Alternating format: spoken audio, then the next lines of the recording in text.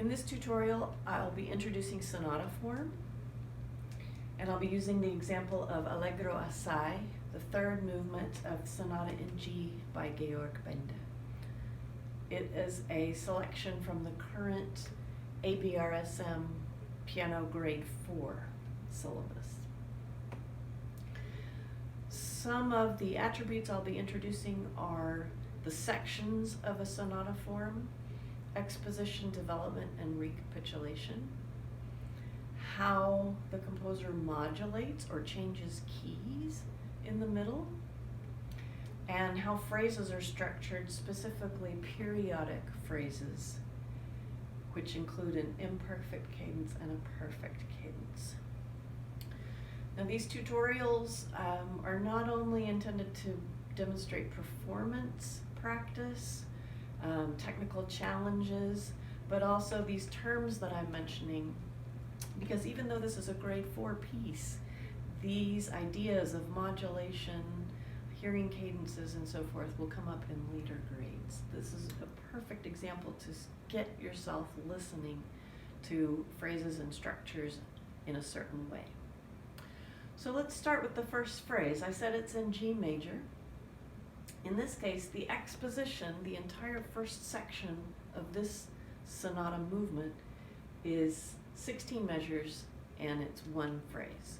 What you should be listening for is that the first half doesn't quite end. We hear the beginning again, but we don't hear a cadence, or at least not a perfect cadence, before the theme starts over again. So listen to the balanced two halves of this opening phrase.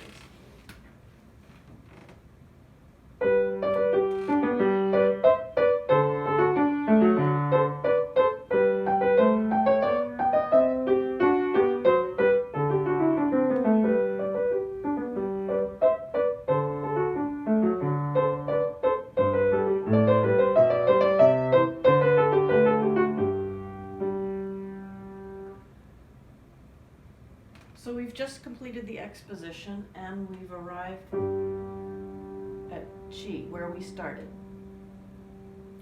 And you heard the theme start over again. This nice broken chord motive. What happens is the first time, as I mentioned, it doesn't quite round off. It feels like it needs to go back to that beginning again. Listen to that moment.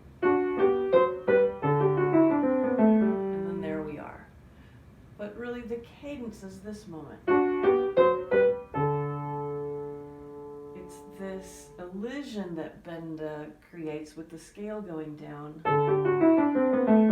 which takes us to the repeat of the phrase. And then the second time, we have a clear cadence, perfect cadence. Stopping point. So that's a typical feature of classical phrases. If you know the music of Bach, where he starts with an idea and he just keeps developing it, developing it, developing it, there might be one or two moments where you feel like there's a place to breathe a little bit. But in the classical period, we want to hear very organized 4 or 8 measure phrases, or even 2 times 8, 16 measure phrases. So, we've reached the point where we go to the development. We're still in G,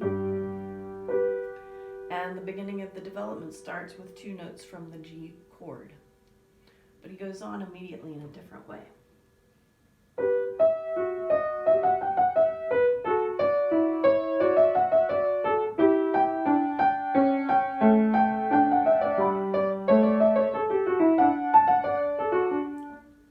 Oh, hey, here's that opening phrase again. But you can tell we're in a different place. That's the kind of listening that sonata form requires of you. You hear the opening melody, but you've got to keep track of where was one key area and when have I moved to a new key area. So in the course of the development section, Benda modulates to D major. He changes. This first moment is still our tonic chord, and over a series of steps, he arrives at the scale that goes with D major, and then you hear the opening theme in D major. So what he does is he starts this new motive, he introduces a new motive, and then he simply moves it down a step, creating a sequence. But in the process of doing that and using the same tonal material, he uses leading tones. Here's,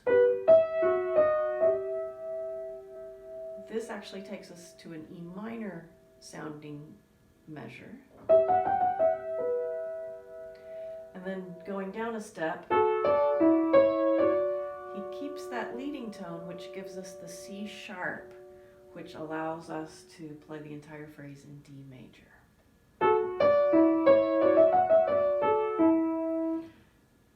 Here's this moment again.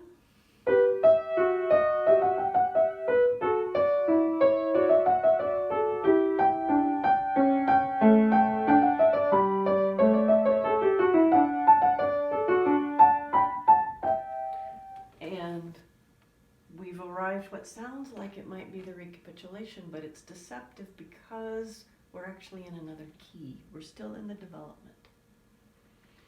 So in order to reach this point and then take us back to G major, which the recapitulation needs to be, he has to take us through a series of other steps.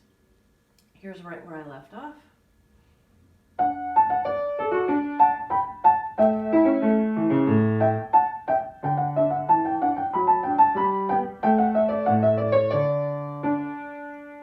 Sounds like our opening phrase. It's only the second half of our opening phrase because he wants to get through this relatively quickly. You hear a perfect cadence, but it's still in our new key. And we arrive on D, which is our new tonic. So then he uses another sequence, a set of 5, 7, and tonic chords, 5, 7, and 1 chords to get us back to the beginning.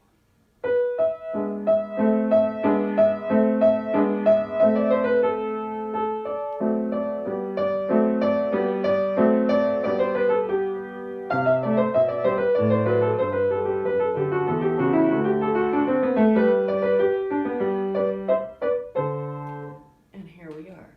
So you hear the opening theme, but you've got to make sure you hear the key relations. It wasn't this new version in D major. We are indeed back home in G major. And in this particular example of sonata form, the recapitulation is exactly the same as the exposition. It's not a fully developed sonata form like you'll hear in later works by Haydn, Mozart, and Beethoven. But again, this is just a third movement of one of Benda's sonatas. He's using certainly attributes, all of the sections, all of the ideas, modulating to a new key, exploring different tonal areas. But it's not the full-scale first movement sonata form that you may see in other pieces. So if you're working on this piece, it's worth it to take time and listen to these features as you're practicing.